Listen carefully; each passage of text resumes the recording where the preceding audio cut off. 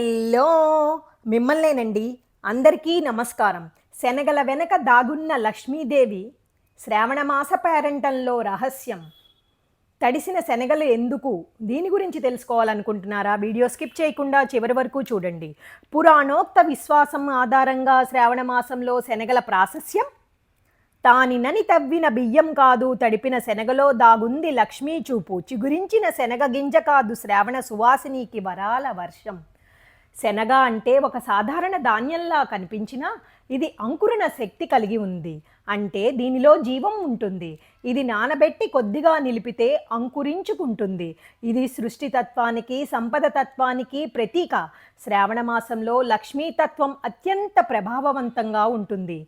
ఈ మాసంలో స్త్రీలు స్వచ్ఛతతో సాంప్రదాయబద్ధంగా ఉండటం వల్ల వారు తలపెట్టే చిన్న పని కూడా దైవికతతో నిండి ఉంటుంది. అటువంటి సమయంలో తాంబూలంతో పాటు తడిపిన శనగలు ఇవ్వడం అనేది సంపద, సంతానం, సుభిక్షత అనే ఆశీర్వాదాలను పంచటమే.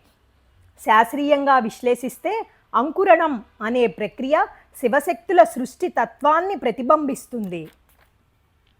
శనగల్ని నానబెట్టి అంకురించనివ్వడం అంటే సృష్టికి మూలమైన శక్తిని ఆహ్వానించటమే. శ్రావణ మాసం శక్తి తత్వానికి కాలంగా భావిస్తారు. విశిష్టంగా వనితల ద్వారా వచ్చిన దైవత్వం ప్రకాశిస్తుంది.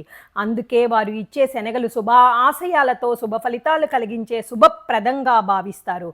ఈ విధంగా అంకురించిన శనగలు తినడమే కాదు, సాక్షాత్తు లక్ష్మీదేవి వచ్చి తీసుకున్నట్టే. ఇది ఒక శుభసూచకంగా లక్ష్మీ అనుగ్రహానికి బీజరూపంగా పరిగణించాలి. అందుకే పేరంటంలో ఇచ్చే ప్రతి వస్తువు ఒక తత్వం, ఒక శక్తి ఉంటుంది. చిగురించిన శనగలో చిరులక్ష్మి చిరునవ్వు దాగి ఉంది. ఈ తడిపిన శనగ ఒక వందనం, ఒక వరప్రధానమే అవుతుంది శ్రావణంలో. మీకు నచ్చినట్లయితే లైక్ చేయండి, షేర్ చేయండి, సబ్స్క్రైబ్ చేయండి. మీతో అనురాధ కంచర్ల.